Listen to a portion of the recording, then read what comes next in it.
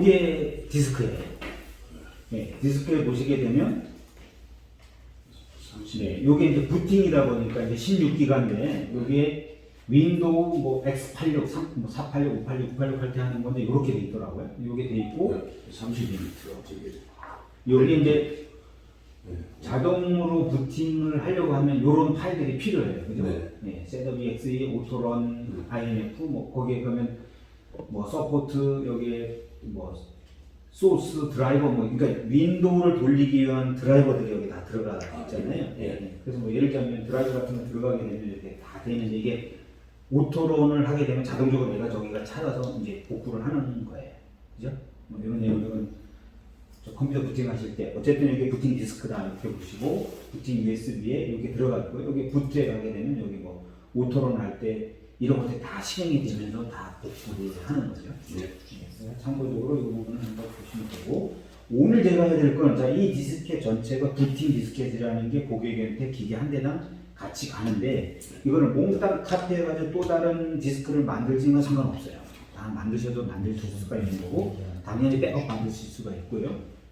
그 다음에 저희가 이제 영업 쪽에서 또는 이 기계에 여기에는 지금 없는데 SPM에 관련되는 요 부팅되는 소프트웨어조차도 여기에 따로 들어가 있어요. 아, 별도네. 예, 여기 보시게 되면 제가 지금 여기 이름은 따로 안 했는데 SPM, S컨 매뉴얼 이래놨는데 사실 여기가 이제 이름을 바꿔야 되는데 나도 메뉴. 요건 제가 나중에 여기 리커버리 툴이라고 이름을 따로 바꿔서 드릴게요. 그래서 리커버리 툴이라는 데 여기에 들어가시게 되면 스리랑카로 가는 장비는 S43 매뉴얼, 영문 매뉴얼이 있고 한글 매뉴얼을 같이 넣어드렸어요. 그리고 리커버리 MMI라고 하는 것이 요거예요. 아, 예.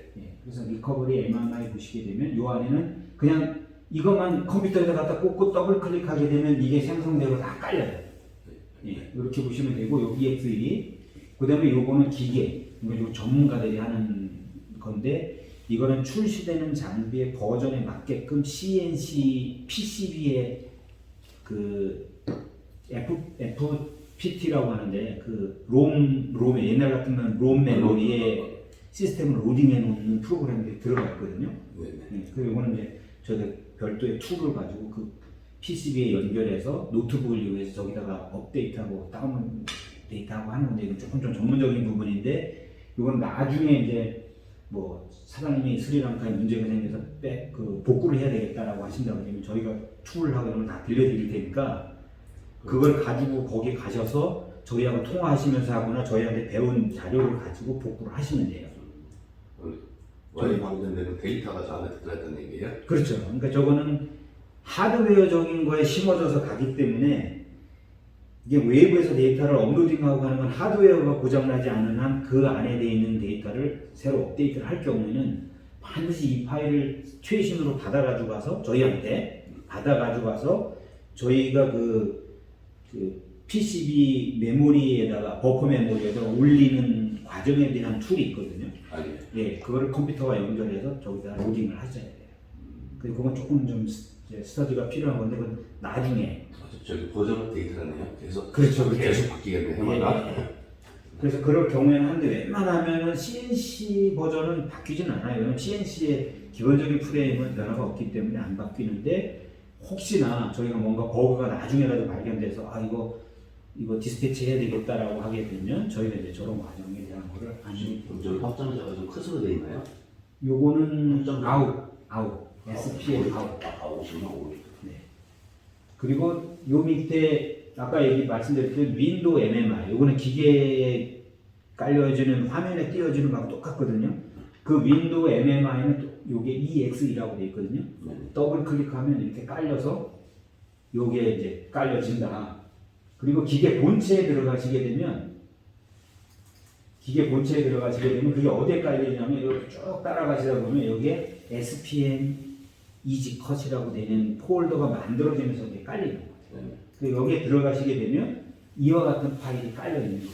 이거는 기계나 이 시뮬레이션 소프트웨어나 똑같습니다. 이렇게 깔려 있고요. 여기에 들어가게 되면 저희가 이제 뭐 이런 이펙 데이터 이게 좀 이런 것도 들어있고 안 들어있을 수도 있어요. 이거는 저희가 교육하느라고 갖다 만들어서 카페에 넣은 거거든요. 그리고 여기에 뭐 NC 데이터 하게 되면 NC 데이터가 무슨 NC 데이터 뭐 이런 게 다 있어요. 이거를 드리면 사장님은 이거 가져가셔서 이 디스켓 안에서 사용하는 방법도 있고 사장님이 교육하실 때 이거 하나 불러다가 교육하시면 이건 조금 이따 보여드릴게요. 짧은 시간 내에. 요게 NC 프로그램이에요. 프로그램. 그래서 뭐 종류는 다 있고 피치 데이터에서 피치 데이터가 하면 X, Y, Z 이런 식으로 폴더가 있고요. 나중에 저게 기계에 가서 이 데이터를 로딩할 때 저 현장에서 아마 이거 배터리가 백업 배터리가 다 그 소멸이 돼서 배터리를 교체하고 다시 로딩할 때는 피치 데이터는 X에 관련된 거는 이 폴더를 찾아서 여기에 있는 파일 하나를 로딩하시면 됩니다 이렇게 이야기를 할 거예요. 그 내용을 메모나 뭐 이제 영상이나 이렇게 레코딩을 하셔가지고 이게 이제 자주 일어나는 일은 아닌데 2년에 한 번, 3번에 한 번, 3년에 한 번 하기 때문에 저희도 이거 제대로 안 해놓고 안 해보면 자주 안 해보면 몰라요. 저기 배터리가 NC 데이터하고 축 배터리하고 따뜻했나요? 그런 개념인데 이제 PCB 보드 안에 메모리가 있고 네. 그 메모리를 홀딩해 가지고 있는 배터리가 있어요. 그럼 이 배터리는 우리 그 휴대폰 배터리 같이 생겼는데 그게 기계를 켜게 되면 항상 차지가 돼 있고 기계를 끄게 되면 얘를 이제 이 배터리에서 보존을 하고 있는데 이게 일주일 정도밖에 못 가요. 그래서 만약에 기계를 일주일 내내 꺼놓고 있다라고 한다면 이게 저 데이터가 없어질 확률이 많다라는 거죠. 그럼 기계 다시 켜고 뭘 하려고 그러면 피치 데이터가 없어서 로딩 하십시오라고 하는데 이거 어디에 있지? 어디서 로딩하지? 이렇게 돼요. 근데 기계에서 그냥 로딩 하라고 하면 저거 지가 찾아서 로딩 하는데 단걸 모르면 이거 피치 데이터 없다고 에러 뜨는데 이거 어떻게 로딩해야 돼? 이런 사건이 벌어지는 거죠. 근데 기계 안에서 그거 여기 들어가서 여기 가서 더블 클릭 오케이 하면 쫙 지가 깔아버려요.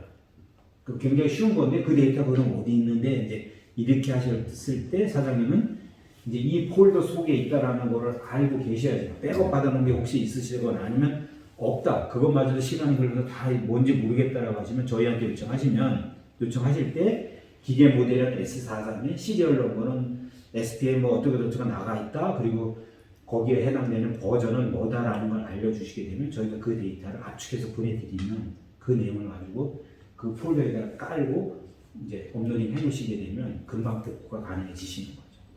네, 그런 개념. 그래서 안에 들어가게 되는 데이터는 이렇게 돼 있어요.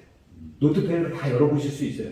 뭐 열어보게 되면 텍스트 파일이 돼 있기 때문에 사실은 예를 들어서 이게 V 레벨, 그러니까 Y축의 V에 대한 집값도, 평행도, 뭐 이런 개념이거든요.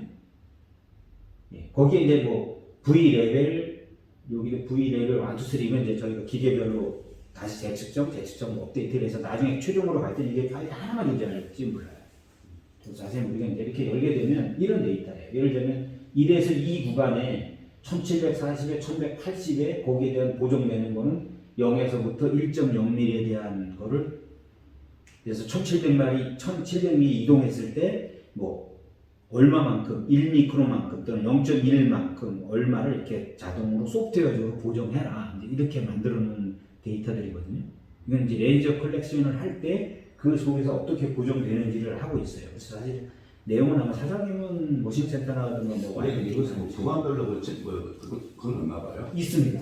구간별로 다 있어요. 여기 지금 파일을 열어보시게 되면 X 같은 경우에는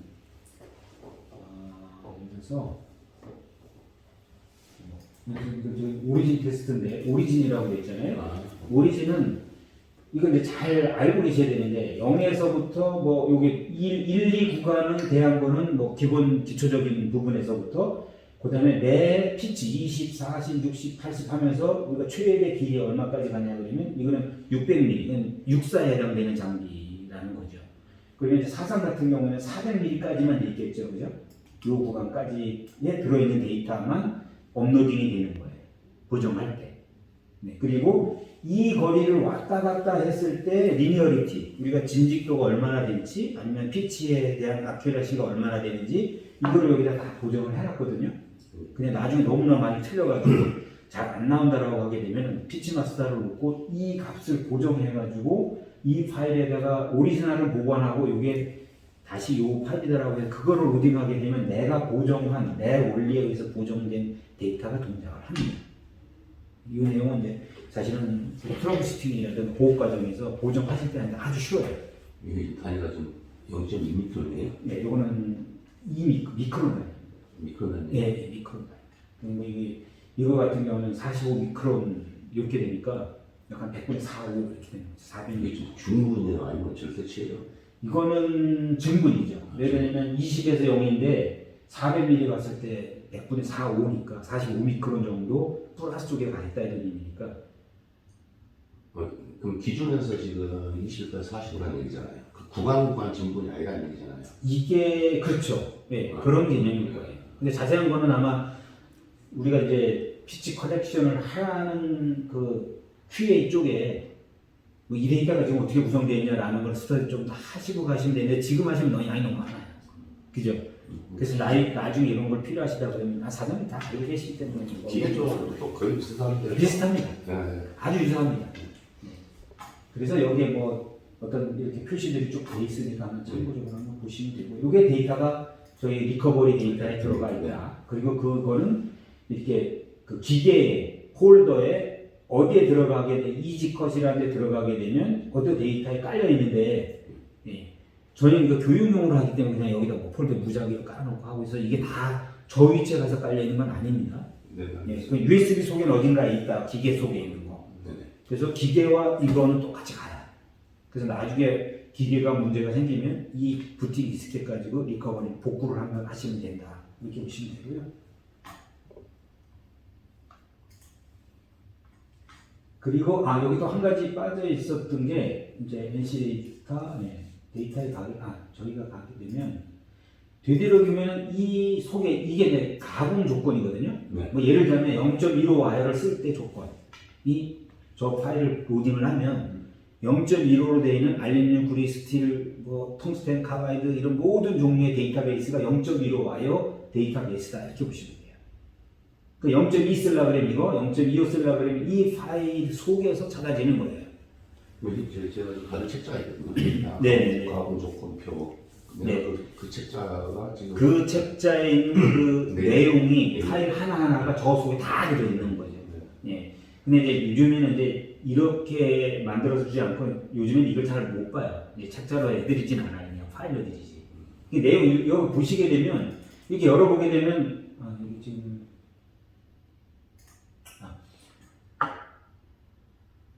네, 요거는 지금 이 안에 파일을 열어보시게 되면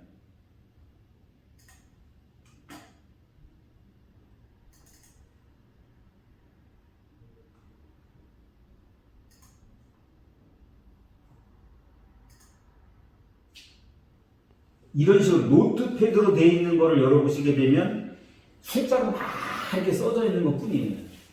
그러니까 그게 뭐 저 책자에 나와 있는 것처럼 뭐 IP가 또 그런 파라미터에 따른 그런 파라미터 수 값이 이렇게 다 표처럼 보이는 게 아니고 그냥 텍스트 파일이다 보니까 숫자가 막 보이는 것 뿐이거든요. 예, 그래서 그것만 가지고는 그 내용을 확인하실 수 사실은 없어요. 조금 이따가 한번 그거랑 같이 보여드릴게요. 그래서 그런 데이터들이 들어있다. 그래서 이 복구하는 데이터와 동시에 뭐 이런 데이터들이 그 속에 이 폴더 속에 다 집어넣어서 이 복구 디스크요, 부팅 디스크에 리커버리 툴에 다 집어넣어서 보내드리니까 혹시나 없다 그러면 아예 없을 수도 있지만 대부분 다 여기에 다 담겨져 있다 이렇게 보시게 되면 아마 큰 걱정은 안 하셔도 될 겁니다. 자, 그러면 다시 이제 원래대로 돌아가가지고요. 이 부팅 디스켓 속에 들어가게 되면 이런 매뉴얼이 있고 이 매뉴얼 속에 들어가게 되면 우리 리커버리 MMI라는 것이 있는데 그 툴에 들어간 이 파일이 아까 봤던 0.15, 0.25, 0.3 와이어까지 쓸 수 있는 모든 가공 조건에 현존하는 가공 조건의 데이터베이스가 저 안에 다 들어있다라는 거죠. 그럼 혹시나 나중에 가공 조건이 없다라고 기계에서 나타나면 저 파일만 하나 카피해가지고 기계에다가 딱 올려주고 그것만 로딩하시면 그 가공 조건은 다 복구가 되는 거다라고 보시면 돼요. 그 데이터베이스가 열린다. 이 부팅 디스켓을 이용해서 설치를 해야 되는 게 있고 카피해서 옮길 수 있는 파일이 따로 있다라는 거. 그거는 이제 컴퓨터의 개념이니까 알고 계셔야 되는 거죠. 그리고 예를 들어서 그 윈도우 요즘같이 11이나 12 같이 그 윈도우 디펜더 그 바이러스 디텍팅 시켜주는 거 하면 exe 파일로 되는 확장명은 무조건 다 지워버리잖아요. 설치할 때 또는 카피할 때. 뭐 설정을 다르니까. 예. 그래서 지워버릴 수도 있거든요. 네. 그래서 분명히 여기 디스크에 다 있다 그러는데 이거를 A에서 B로 옮기는 과정 중에 기계가 스스로 다 exe 파일은 다 지워버린단 말이에요. 그럼 나중에 이것도 카피 내는 줄 알고 이거 가지고 다른 데 가서 쓰려고 보니까 안 돼. 이런 거는 그 윈도우에서 카피하실 때 윈도우 디펜더를 전부 다 오프 시켜놓고 부팅 디스켓을 카피 투 카피를 해야 된다라고 해야 하드 카피가 되는 거고. 그럼 컴퓨터적으로 아시죠? 예, 그렇게 하시게 되면 실수가 없을 거예요. 자, 그러면 여기에 들어가 있는 거는 이런 부분들이 있다라고 보시면 돼요. 그것이 리커버리 MMR, 이 윈도우 MMR을 복구하시는 방법이다. 상당히 설명드릴 수가 있고, 자, 한글 매뉴얼, 영문 매뉴얼에 들어가시게 되면 메인터넌스 매뉴얼, 그다음에 파트 리스트, 그다음에 여기에 유저 매뉴얼 이렇게 돼 있고, 여기에 이거 셋업 매뉴얼이고요. 하나가 더 들어가야 되는데 인스톨레이션 매뉴얼이라고 들어가요. 네. 인스톨레이션 매뉴얼은 설치하실 때, 그럼 예를 들어서 기계를 딱 가져가서 기계를 딱 켜니까 제가 갖다 놓을 거 아니에요, 그죠? 그럼 클램프들이 어디에 달려 있는지를 여기 표시가 있어요. 이쪽에, 여기 위에 좌측 우측에 이렇게 축을 고정하는 이 노란색의 블록들이 볼트에 다 끼워져 있는 거죠. 그럼 가서 기계 갖다 놓으시고 레벨을 잡으신 다음에 저거를 찾아다니면서 일단 다 제거를 해서 풀러내셔야 돼요. 그래야지 축이 움직이잖아요. 가는 동안에 고정해서 가지만, 그리고 이제 에어 연결하는데 에어 어디다 연결하지? 여기가 정면이거든요. 좌측 뒤쪽에 가서 이 캐비넷을 여시게 되면 여기 에어 레귤레이터가 있다. 그래서 메인 에어는 여기다 갖다 연결하시면 돼요. 가서 보시는 거는 그냥 이렇게 여기다 끼면 되냐라고 하는데, 실제로 도면을 놓고 내가 이거 어디에 있지? 뭐 이런 위치를 보시려고 한다 그러면 이런 그림으로 보시면 된다는 거죠. 그리고 이게 기계 정면이고요. 그리고 위에 이제 윗면 위에 탑에서 내려다 봤을 때 사람은 여기에 존재하게 되고 공작물은 여기에 있게 되고, 지금 에어 같은 경우에는 왼쪽 캐비넷 이 문을 열게 되면 그 안에 있다라는 표시가 되겠죠. 그리고 오른쪽에 가게 되면 오른쪽에는 이런 필터들을 넣으시게끔 돼 있어요. 여기 안에. 오른쪽에 가시게 되면 여기 기계 정면으로 갔을 때 오른쪽에 가시게 되면 요 문 열면 이 안에 뭐 필터라든가 레진이라든가 이런 게 같은 통에 들어있다 이렇게 보시면 되고요. 그 다음에 이렇게 돼 있고, 그 다음에 하셔야 될 게 뭐냐면 이 내용 요게 되는 부분이 아마 여기로 보게 되면 요쪽 정도 될 거예요. 여기에 이 냉각기와 연결할 수 있도록 호수를 여기다 연결하고, 그 다음에 전기를 연결하는 거는 이 하단에 여기에 커넥터가 있어요. 요거는 지금 보면 여기에 커넥터가 있다고 표시되는데, 여기다가 갖다 꽂기만 하면 이거는 동작을 하게끔 돼 있어요. 그러시고 이제 이 가공 앱은 채우거나 별도로 하실 필요가 없고, 이 기계가 사용하는 물이 계속 여기서 깨끗한 물이 순환을 해서 냉각을 시킨 다음에 안으로 들어가게 되어 있습니다. 그리고 요게 중요한 부분은 어디가 인이고 어디가 아웃인지 요것만 정확하게 연결을 해 두시면, 그 호스를 끼실 때 실수만 안 하시면 냉각은 제대로 다 이루어진다라고 보시면 돼요. 이거 가끔 가다가 실수를 하시게 되는 경우가 있는데, 요거를 컨트롤하는 이 컨트롤러, 이 냉각기의 제어반은 여기가 붙어 있어요.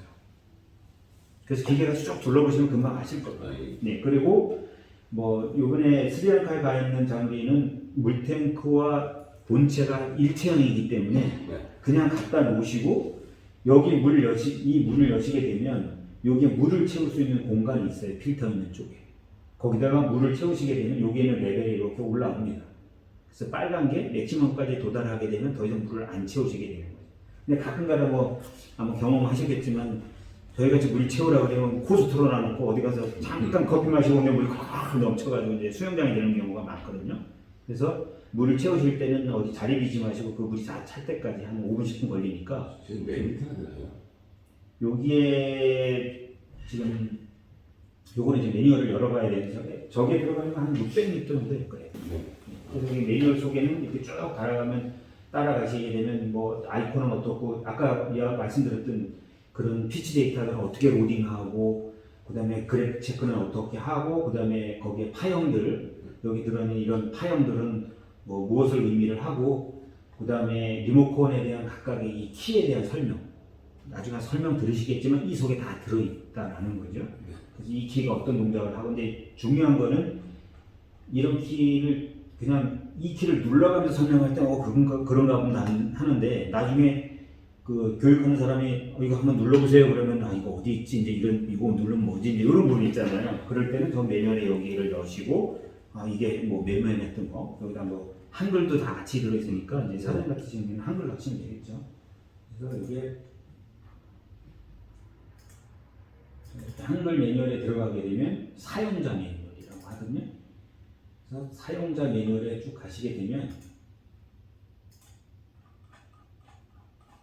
용량 뭐 그림 영문하고 똑같이 돼 있으니까 이렇게 쭉 들어가시게 되면 이 하단에 아래쪽에 아까 햇볕 지나가시게 되면 이거 똑같은 영문과 한글에 대한 그 설명이 다 돼 있습니다. 여기 뭐 축에 대한 거 뭘 누르면 되고 메모 안 하셔도 돼요. 가셔도 그 책자 보셨다시피 유저 매뉴얼에 다 존재한다 이렇게 보시면 되고요.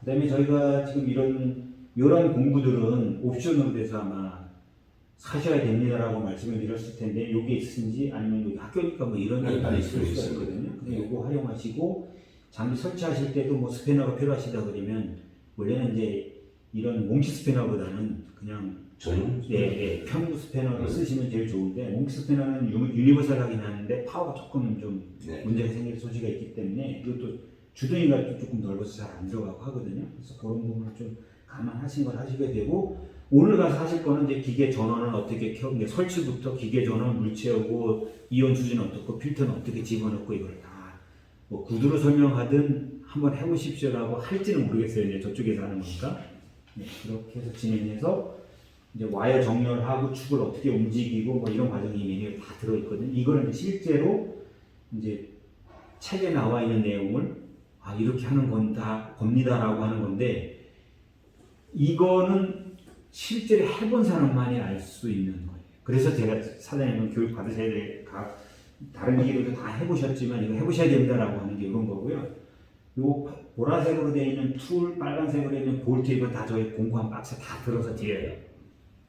대신 이제 이런 거 아주 정밀한 거 이런 사각형을 이런 바이스를 이용해서 해야 되겠다 그러면 이런 바이스는 별도로 사셔야 되는 것들입니다.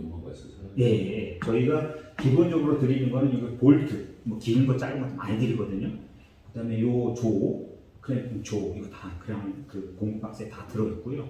요거는 옵션이고 이 다이얼 인디케이터는 뭐 그다음에 수증기 그 레벨 기포 수증기라든가 이런 거는 별도 안 드리기 때문에 그런 거는 혹시나 머신링 센터나 다른 기계 하실 때 필요하시다라는 걸로 보시면 되고요. 제가 그 트레이닝 아젠다의 옆에 뭐 준비물 뭐 이렇게 해서 해놓으셨는데 거기에 필요한 것들이 있으실지 몰라요. 손걸레 뭐 그냥 방청제 뭐 클리너 이런 것들이 다 필요하실 것 같고요. 그다음에 그래픽 어떻게 체크하고 NC 기계 와이어는 결국 이건 방전기는 전구까지 했지만 저희는 이제 와이어가 돼야 되잖아요. 와이어선. 와이어선 가지고 어떻게 움직여서 공작물의 측면을 타치하고 내가 원하는 위치에 갖다 일치시키느냐 이제 이 과정. 이걸 이제 저희가 공작물 셋업 과정이라고 하는데 그 셋업 과정만 하시게 되면 이 내용에 대한 거. 여기다가 와이어를 원점을 맞추려면 한 점 타치, 여기 타치 와이어가 여기 와서 제로를 맞는 다음에 내가 1호부터 뭐 20에 30mm를 간 요 위치가 내 공작물의 스타트 포인트 이 과정을 눌러서 맞추셔야 되는 과정을 아마 하시게 될 거예요. 그게 필요하죠. 예. 뭐 요거는 이제 오퍼레이팅 하시면 금방 아실 수 있는 거고요. 그다음에 요거 와이어 수직 교정기를 이용해서 이제 요 옆에다가 딱 케이블을 갖다 연결을 끼고 그러니까 한 번에 이렇게 돌려서 끼면 딱 맞는 거거든요. 그리고 와이어가 터치될 때마다 위아래 터치하게 되면 빨간불 초록색불이 깜깜깜깜 합니다. 교정하는 동안에. 근데 교정하려고 그러면 이게 몇 가지 룰이 있어요. 이런 거를 이렇게 수평을 맞춰 놓고 거기에도 와이어를 어떻게 갖다 놓고 어떤 키를 눌러서 어느 방향으로 수직을 잡을 건지 앵글을 잡을 건지 그 다음에 그런 내용들을 여기다 명령을 내리게 되면 요 실제 시행하는 건 기계가 해요. 기계가 하는데 나는 수직을 잡을 거야 그러면 수직은 이 버튼을 1, 2, 3, 4 눌러 스타트를 해야지만 지가 수직을 잡아요. 그리고 테이퍼를 교정할 거야 그러면 테이퍼에 관련된 거는 어떤 아이콘을 1, 2, 3, 4 눌러서 스타트를 하면 테이퍼 동작을 기계가 스스로 한다. 이런 부분들만 저 상태는 납품이 되나요? 네, 요거는 자동으로 가요. 본에 다 들어가 있습니다. 액세서리인데. 그리고 이제 이렇게 공작물이 아무리 내가 다이얼 게이지도 없는데 거기다 공작물을 올려놓고 눈으로 봐가지고 미크론을 맞출 수는 없잖아요.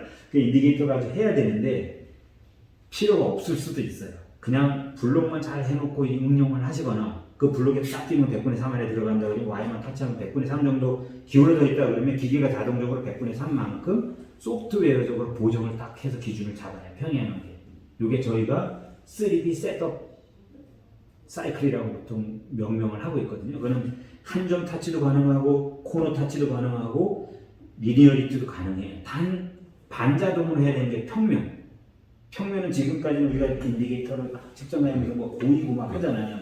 저희는 인디게이터 가지고 위로 Z축을 살살 내려서 바늘하고 0점을 딱 맞춘 다음에 1점 입력, 그 다음에 옮겨가서 2점 입력, 3점 입력을 하면 바늘이 0만 가리키는 동안 Z축은 달라져 있잖아요. 네. 그것만큼 기계가 스스로 평면도를 딱 잡아요. 요거를 저희가 이제 평면을 잡고 3차원 측정기 개념으로 보시면 평면을 잡고 X축에 대한 리니어리티를 측정해서 잡은 다음에 Y축을 타치해서 X와 Y가 90도로 만나는 지점을 원점으로 잡잖아요. 공작물의 원점, 그죠? 3차원이에요, 3차원. 네, 3차원 개념하고 똑같아요. 그래서 3차원 측정기처럼 항상 평면을 잡아야 된다. 근데 평면이 나쁘잖아요. 그러면 축선 잡는 것도 나빠지는 거죠. 그래서 공작물의 기준을 제대로 다 잡아 놓으셔야 된다. 이건 아마 뭐 머신링센터, 와이어 커팅, 방선가공기, 연사기 다 동일합니다. 공작물이 제대로 기준면을 못 갖추고 있으면 내가 작업하는 것도 나쁜 결과를 얻을 확률이 대단히 높아진다. 뭐 이런 거죠. 그래서 또 저희가 하는 거는 눈으로 보면서도 이 수직을 잡는 방법도 있어요. 뭐 스위치 1, 2, 3, 4를 누르시고 스타트를 하면 얘가 이제 그리고 이제 매뉴얼로 1000분의 1, 뭐 100분의 1 단위로 이 키를 누르고 있으면 와이가 쫙 가서 스파킹이 싹 튀는데 거기다 가만 놔두고 있으면 스파킹이 튀는데 아래가 막 튀는 경우에는 이제 와이를 이제 기울여야 되잖아요. 그죠? 그럼 위에가 방전이 막 튀게 되면 또 다시 아래쪽으로 하게 되면 이 전면이 이와 같이 다 스파킹이 일어나면 적어도 이 공작물의 기준면에 와이어가 다 방전을 일으키고 있는 상태가 올 접촉이 되고 있다. 그 면으로부터 내가 모든 거를 가공하겠다. 이렇게 할 때 매뉴얼로 접타치를 하는 거예요. 그래서 저것도 누르는 방법이 있으니까 1, 2, 3, 4, 5, 6, 7, 8 스타트 하게 되면 스파킹이 막 일어납니다. 그러면 그럴 때 뭐 U축이나 V축을 움직입니다. 그러면 이게 뭐 전면에 공작물에 가서 스파킹이 일어납니다. 그럼 그게 나의 와이어와 공작물 측면이 전면이 다 닿는 형태. 그러니까 공작물의 면의 기준으로 모든 걸 직각으로 가공하겠다. 이런 의미로 만들어지는 거죠. 그래서 이거는 응용하시게 되면 굉장히 쉽게 많이 쓰실 수 있는 부분이에요. 그리고 거기 뭐 데이터들이 어디에 들어있고 어떻게 그리고 그때는 하고 이런 거는 이제 점점 보급 과정에서 프로그램에 들어가는 거죠. 이 프로그램들이 이 매뉴얼 속에처럼 여기에 이제 저희가 정비 모수 매뉴얼, 사용자 매뉴얼 다 이렇게 들어있다라고 보시면 되고요. 그 다음에 여기 이제 메카니컬 파트라고 하는 그 파트가 있는데 이거는 저희가 나중에 이 장비에 모든 이렇게 스케치 그림이 다 들어있어요. 네. 이게 이제 일종의 껍데기 다 벗겨 놓은 상태에서 그 속에 그 위치를 그림 보면 대충 아실 수 있거든요. 근데 뭘 하다 보니까 어떤 특정 부분에 고장이 났어요. 예를 들면 물이 줄줄줄 막 뒤에 탱크 속에 실링 되어 있는 게 물이 막 새요. 그럼 저희가 실링을 교체해야 됩니다. 실링을 주문하십시오라고 하면 이거 그림 프린트하고 가지고 도면 표시해서 물 셉니다. 여기에 대한 뭐 부품 뭐 사야 돼요. 이렇게 그냥 뭉뚱그려서 물어볼 수도 있는데 장비를 돌리다 보니까 요게 고장난 게 딱 발견이 됐어. 뭐 칩이 하나 꽂혀져가지고 찢어져가지고 물이 새고 있는 게 내가 이 고무로 되는 걸 알아야겠단 말이에요. 그러시면 앞쪽인지 뒤쪽인지 모르지만 내가 보이는 이 앞쪽에 여기가 찢어져가지고 물이 새고 있으니까 이거 어떻게 사서 교체할 수 있어요. 이제 이런 게 되는 거죠. 근데 물론 이제 약간의 전문적인 부분을 나중에 가면 해야 되는데 아마 사장님같이 기계를 많이 들어보셨다 그러면 혹시나 가실 수도 있어요. 파트리스 여기까지 오죠. 네. 그래서 요 파트에 보시게 되면 아직까지 저희가 업데이트가 안 되는데 이렇게 가시게 되면 번호가 있잖아요. 17번. 그럼 여기 가서 17번을 찾으시면 거기에 뭐다라고 아실 수가 있어요. 전체적인 파트 난방은 고정이 안 된다 그러죠? 전체적인 파트는 뭐예요? 네. 여기에서 뭐 수평들 쪽, 뭐 축쪽 파트는 안 막았을 거 아니에요. 아 그렇게까지는 안 돼 있고요. 저희가 이제 9번이라고 해서 저희 ERP 시스템에는 그냥 9번으로 돼 있어요. 네, 그래서 이게 9번이에요. 저희 주문할 때 번. 근데 이게 이제 계속 업데이트되면서 이제 조금씩 다를 수 있기 때문에 이 도면 17번에 해당하는 거를 찾아서 뭐 이거인데 9번은 모르겠지만 어쨌든 뭐 이게 지금 문제가 있으니까 이걸 하나 보내주시오. 이제 이런 식이죠. 네네. 그리고 이런 것들이 이제 모터에 들어가면 롤러에 다 이제 분해도거든요. 여기 이거를 분해를 해서 이제 번호가 쫙 부여가 돼 있고요. 거기에 대한 파트 넘버 다 돼 있고, 그다음에 예를 들자면 제일 많이 필요한 예를 들자면 이런 것도 있을 수 있어요. 그리스 여기 그리스 카트리지가 XY 축이 있고 ZU 무게에 해당되는 카트리지 두 개가 매뉴얼에 꽂혀 있거든요. 그래서 여기 구리스 타입인가요? 요거는 이 안에 이제 저 주름 튜브에 네. 그 안에 브리스가 들어가 있어요. 그건 이제 현장에 가서 보시게 되면 나중에 이제 메인터너스 하시기 다 보시게 되는데 이 안에 그 플라스틱 튜브에 들어있는 브리스를 바꿔서 끼시면 되는데 그 안에 들어있는 브리스를 뭘로 할 거냐라는 것도 이 매뉴얼 속에 다 언급이 돼 있어요. 그래 아마 설명도 해드릴 거예요. 네. 그 기억을 못 하시면 여기 가서 찾아서 아, 그 브리스가 뭐 몇 번이었지? 아, 그게 무슨 브리스네? 뭐 이렇게 찾아서 그 브리스를 유사한 물성을 가진 거를 뭐 스리랑카 내에서 아니면 인도나 뭐 어디서 이제 공수받거나 사서 아니면 한국에서 그쪽에 보내서 하시면 돼요. 근데 저희가 항공으로 보내는 거는 배터리 뭐 그런 오일 종류 이런 것들은 사고 문제 때문에 보내는데 대단히 어렵습니다. 큰 배나 뭐 그게 안전에 관련된 거를 확보한 배에다 실어서 보내거나 해야 되는데 항공으로는 어렵더라고요. 그래서 손수 핸드캐리를 하실 때도 그게 되는지 안 되는지 모르겠는데 어려움이 많거든요.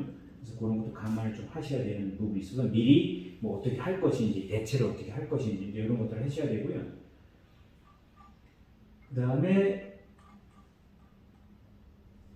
예를 들자면 저희가 쓰고 있는 게 여기가 이제 와이어 피딩 AWF라고 해서 오토매틱 와이어 피딩 장치거든요. 여기다 와이어 다 이렇게 와이어를 걸어서 이렇게 와이어를 이렇게 걸어서 이렇게 해서 와이어 여기까지 가는 중에 이게 우레탄 롤러거든요. 이게 이 우레탄 롤러는 2년, 3년, 4년 쓸수록 이렇게 우레탄이 마모가 돼가지고 이렇게 흠집이 생겨요. 그러면 빼서 반대로 뒤집어서 끼게 되면은 1mm 간격으로 새로운 거를 또 쓸 수가 있어요. 그래서 두 번을 쓰시고 그거는 폐기하고 새로 사서 새 거를 끼시고 다시 또 그게 다 수명이 다르면 뒤집어서 끼게 되면 또 1mm 이동해서 새 것 같이 쓸 수 있다. 지금 그렇게 돼 있거든요. 그래서 그렇게 쓰시게 되면 학교 같은 경우에는 뭐 거의 7, 8년, 뭐 10년 후쯤 잊어버리면 실제 텐션은 없나요? 텐션 물론 조정하는 게 다 있죠. 그 다음에 이제 이것도 설명을 구두로는 많이 할 거예요. 이게 와이어 커터거든요. 커터. 네. 근데 전기적으로 커팅을 해요. 기계적으로 윗날과 아랫날이 가위를 이용해서 딱 자르면 단면이 이렇게 딱 그 뭐 두부 자르듯이 딱 잘라져 있는데 그렇게 하게 되면 와이어가 자동 결선이 안 돼요. 저희는 이거 같이 열을 가하면서 이렇게 당기게 되면 이렇게 뾰족하게 잘라져요.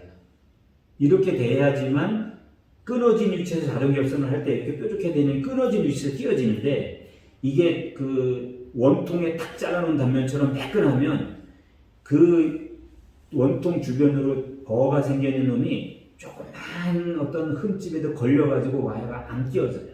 테이프를 자르면 되잖아요. 테이프를 네, 이렇게 자르면 약간. 가위를 그렇게 만들 수가 없어요. 가위는 와이어가 통과되는 상태에서 가위가 위에 게 밀든가 아래 게 밀든가 해서 딱 이렇게 그 단면을 자르다 보니까 이렇게 비스듬하게 자를 수가 일단 없다. 좋은 아이디어신데 못하고 저희가 할 때는 와이어를 한쪽에서 잡고 열을 가하면서 위로 딱 당기면 끊어지는 과정 중에 얘가 싹 이렇게 뾰족하게 된다라는 거죠. 그러니까 매뉴얼에 다 나와 있습니다. 그렇게 안 되면 와이어 끼기가 너무 힘들어져요. 그리고 끊어진 위치에서 그러니까 100mm 이하는 거의 100% 끊어진 위치에서 와이어 끼거든요. 근데 그 단면이 저런 문제가 생기거나 하면 잘 안 끼어진다.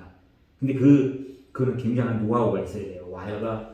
와이어 가이드에 때가 있어도 안 되고 흠집이 있어도 안 되고 이걸 다 알고 있어야 자동으로 결선이 되는데 어떤 사람은 그 사람 작업자들은 항상 얘기하는데 자동 결선이 안 된다라고만 얘기를 한단 말이에요. 근데 이게 제대로 잘라지고 있는지 거기에 때가 청소를 안 해가지고 때가 끼어 있는지에 대한 상황은 얘기를 절대 안 합니다. 바늘 모양이 대단하네요. 예, 바늘 모양이 돼요. 근데 바늘 모양은 얘가 붙잡고 있고 전기를 가하는 상태에서 아까 그 위에 있는 이 롤러가 뒤로 빽 하면서 당기게 되면 딱 끊어진다는 거죠. 뾰족하게 바늘처럼 끊어진다. 예. 그 과정이 굉장히 중요하고 기계를 다루는 그 사람들이 그 과정에 이 AWF가 어떤 동작을 해줘야 되는 건지 이해를 해야지만 그 와이어 자동 결선에 100% 성공한다. 이런 부분이고요. 그게 또 한 가지 더 중요한 부분이 글로 내려가게 되면 이게 이제 우레탄 씌워진 거, 요 손잡이에 달린 거 다 되는데 그 다음에 중요한 부분에 내려가게 되면 하나가 이 와이어 가이드 속에 들은 이런 부분에 때가 끼어 있게 되면 여기 다 깔때기 모양으로 만들어져 있는데 이게 2년, 3년, 4년 청소도 안 하고 분해도 안 해봤다. 그럼 뻔합니다. 뭐 얘기 안 해도 와이어 집어넣으면 안 들어가요. 그 라이어 손으로 이렇게 집어넣는데 중간에 턱턱 걸리가 안 들어간다. 그럼 청소가 안 돼서 그렇거든요. 청소 안 하면서도 와이어 결선 안 된다. 그리고 여기다 와이어 끼는데 와이어 안 들어가면 이렇게 얘기를 해요. 이게 제일 어려워요. 이 오퍼레이터가 제일 가서 때가 한 달, 두 달, 석 달 쓰고 나서 때가 끼었는데 어디를 이게 망가지지 않고 제대로 분해했다 제대로 끼워야 되는데 이거 모르고 분해하게 되면 항상 남아 부품이 조립하고 나면 분해하게 되면 뭐 W40% 내가 더 멋지대요. 그렇게 하게 되면 그건 추천을 안 해드려요. 그렇게 청소가 안 됩니다. 왜 그러냐면 와이어러스 스파킹이 일어나는 그 파우더는 전기에서 파우더는 굉장히 단단해요. 근데 그게 이 물이 또 이온수잖아요.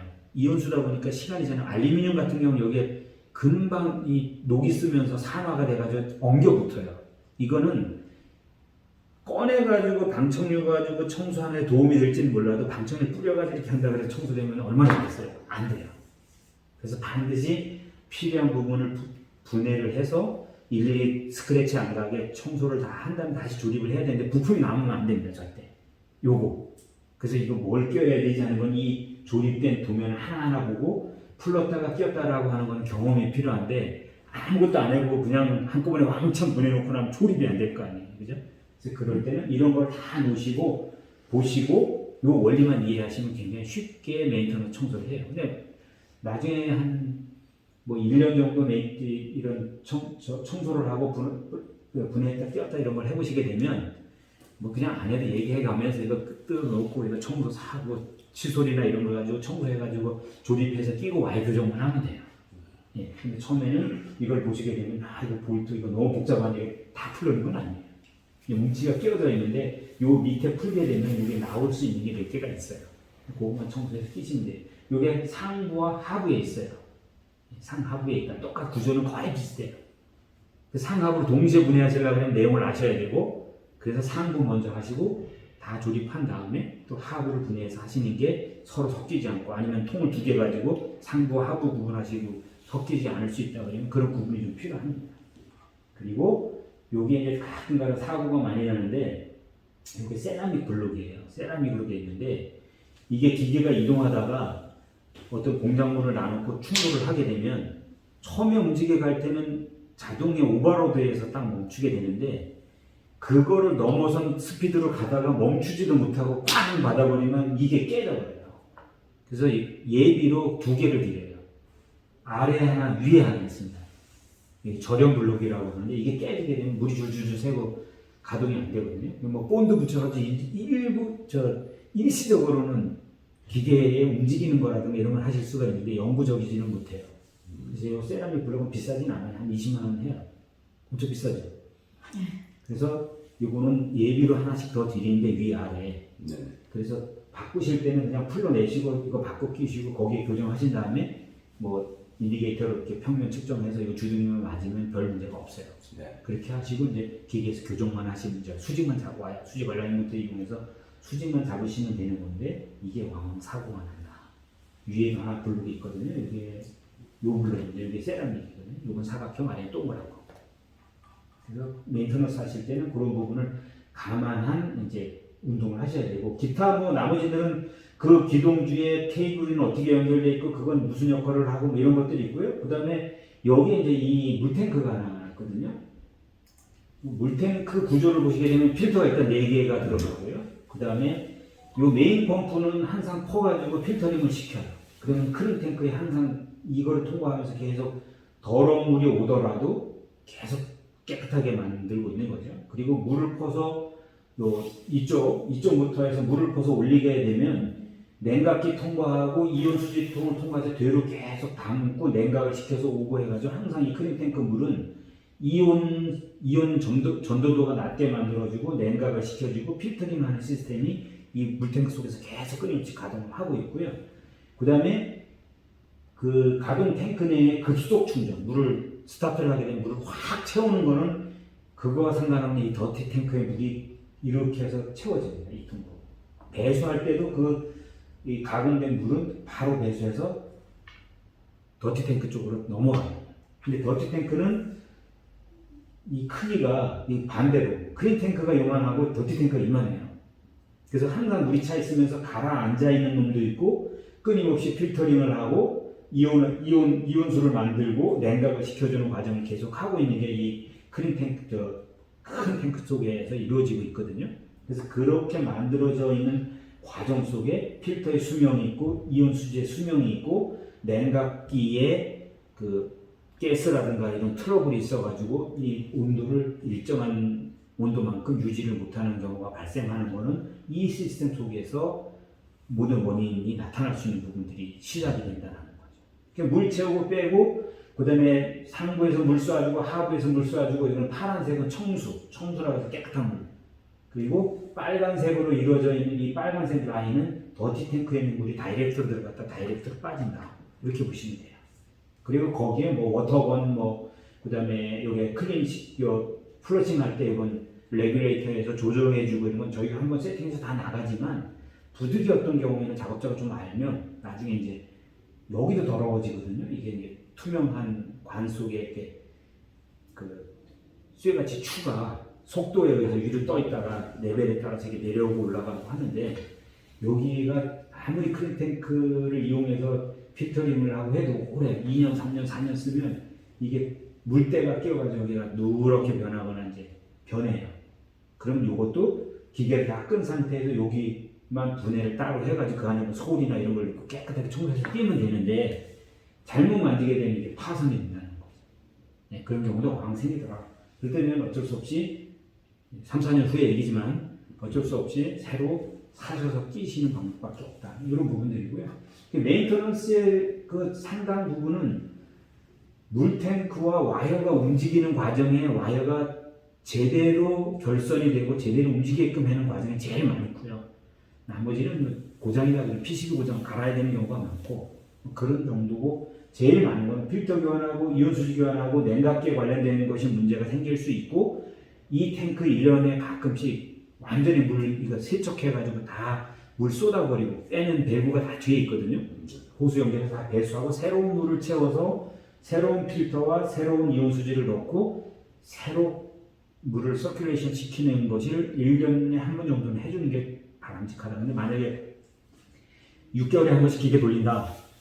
그래 더운 나라 같은 경우에는 그 안에 막 쇠집 꺾기 뭐 이런 게 가공했던 게 들어앉아 있으면 이 물 자체가 거품이 막 꼭꼭 나면 이게 물이 부패가 돼요. 그런 물을 그대로 쓰게 되면 이런 밸브부터 모든 게 다 문제를 일으키거든요. 그럴 때는 물 다 빼버리고 새로운 물을 채워서 쓰는 것이 바람직하다. 그래서 물 관리를 또 좀 해주셔야 되는 부분들이 있어요. 그럴 때 그 안에 무슨 이런 가능한 한 이 손상 안 주는 뭐 브러쉬나 이런 걸 가지고 장갑 끼고 깨끗하게 다 통을 청소해가지고 그 찌꺼기들을 다 배수를 해주시는 게 중요하다. 이게 2년, 3년 동안 여기 쌓이게 되면 여기 한 3, 4mm 이렇게 진흙처럼 가라앉아 있거든요. 그게 나중에 가면 이게 진흙 같은 게 녹이 쓸어서 이게 이제 이런 판대기가 돼요. 진흙판. 근데 그게 이제 뾰족한 거나 뭘로 통통 건드리면 이게 다 부서져가지고 입자가 아니고 판처럼 돼 있는 건데 어디 가서 걸리든지 간에 걸려가지고 이게 뭐 베일부고 뭐고 다 하고 이렇게. 그래서 그런 거 할 때는 아주 입자로 돌아다닐 때 싹 휘져가지고 싹 걷어내거나 아니면 이 걷어낼 수 있는 거를 이용해서 최대로 걷어내고 배수를 시켜주고 완전히 그렇게 배수시켜주는 게 좋다. 이런 부분들이 계속해서 해야 되는 메인터넌스입니다. 예를 들면 그런 것들이 이 매뉴얼 속에 다 들어있다라는 걸 말씀드리고 싶고요. 한글 번역도 다 되어 있고요. 그런 정도가 영어 매뉴얼, 한글 매뉴얼, 리커버리 NMR, 윈도우, 그 다음에 거기에 이제 전기 도면, 그 다음에 액세서리 이미지는 여기에 쿨러, 필터, 레이아웃, 뭐 인버터도 저희 물 컨트롤하려고 그러면 인버터가 들어가고요. 그다음에 아우터 보임 같은 경우는 옵션인데 뭐 이거는 이제 참고적으로 보시라고 넣어놨고, 그다음에 이온 수지와 관련된 거. 뭐 이온 수지 같은 경우에 저희가 혹시나 이거 보건 안전 자료 있습니까라고 하면은 산업 안전 보건 자료에는 여기 영문과 한글이 같이 들어가 있으니까 그 자료로 같이 활용을 하시면 될 것 같습니다. 이게 리커버리 툴 속에 들어 있는 자료들입니다.